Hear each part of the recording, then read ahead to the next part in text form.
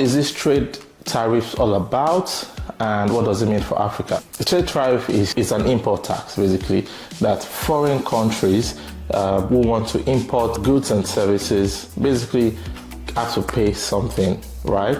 So now Donald Trump has raised tariffs for a lot of countries in hopes that they will come set up shop in America, thereby creating more jobs for Americans and make the American economy more sustainable.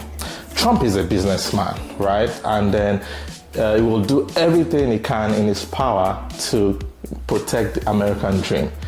Even though some people argue that all of this won't mean anything to the average man on the street, it's just basically, for himself and for his rich friends, right? We can argue all of that, yeah?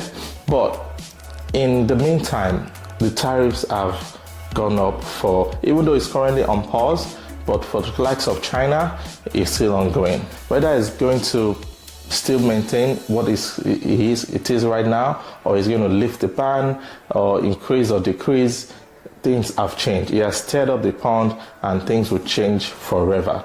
I do not want to go so much into how this is going to affect America, because it's definitely going to affect Americans. Currently, we can see reports that even Hollywood is going to be affected, as China is currently planning to restrict the import of Hollywood movies in China as a response to trade wars, and so many other things that are coming up or that have already even come up as well. But before I proceed, please let's watch this video. China is fully prepared to fight to the very end, because the world is big enough that the United States is not the totality of the market in the world. So if the United States wants to go in that direction of completely shutting itself out of the China market, be my guest. Yeah, and China will lose the US market, which, as I've said, is 15%. We don't care. We don't care. China has been here for 5,000 years. Most of the time, there was no United States, and we survived. And if the United States wants to bully China, we will deal with the situation without the United States. And we expect to survive for another 5,000 years. You heard that. The world is big enough. The rest of the world, which is talking about, will be, of course, Asia, Europe, Africa mostly. So my dear Africa, what does this mean for you? It's good we all agree that in all of this, there are no winners.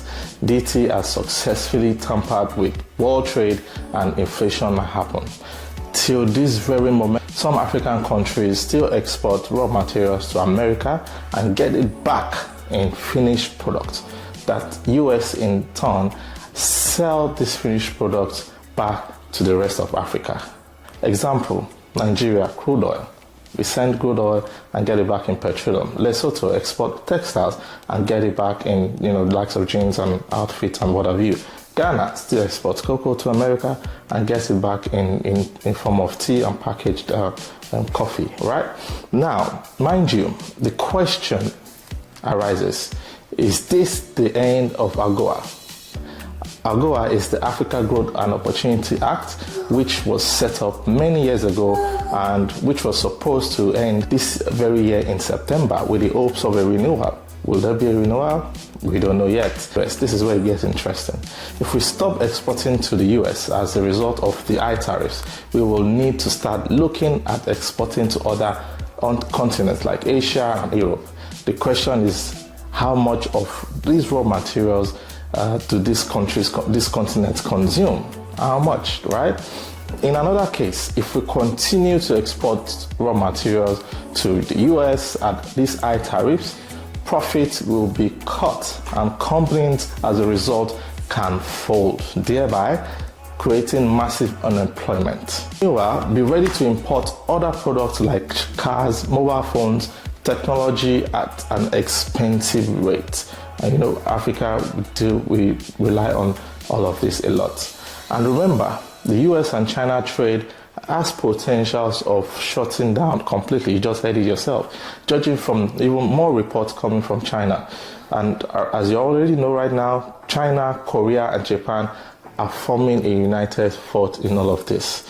So what can we do as a continent? It's time for African countries to protect their borders. That is the first. Many companies will be ready, I tell you, to ship everything and anything down, including fake products. And if you think we had fake products before, there will be more of it. There will be a whole lot coming. Second, this is the time to intensify the AfCFTA. The AfCFTA stands for Africa Continental Free Trade Area, which comprises of all the 55 African Union member states. It's just as if they saw the future that something like this was going to happen, right? And I'm aware they have been ongoing for a while. There have been protocols that have been developed to ensure proper trade within the African continent. But as I said, we need to intensify this right now. Number 3, this one breaks my heart so much. We need to remove restrictions across Africa. Visas must be unified across Africa. This is what countries, continents like Europe enjoy. You can travel within one continent, one country in Europe to another without processing any form of visa. This increases trade, this improves trade, this makes things easier. Visa restrictions need to be taken off. I know Kenya, South Africa are leading in this area. All African countries need to put their heads together and say, we need to move easily within the continent, right? As much as possible. From West Africa to South Africa, from South Africa to North Africa needs to be easy. We do not need that stress. It helps to just ease movement across the continent. I hope the leaders are listening. Please, we need this.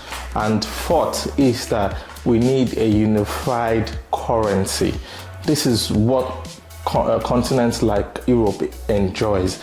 There is unified currency from one European country to the other, and this helps to eliminate fluctuations. So the price of commodity in another European country in the north is the same as another country in the west. So this helps fluctuations in prices. We do not need to start worrying about exchange rate from South Africa to Niger, for example. We do not need all of that. We need just one unified currency that will help easy trade in Africa. I hope this video helps a lot of people that have been trying to wrap their head around what this whole trade thing is all about, and I hope it works well for Africa as well. Thank you for watching, and see you in the next video.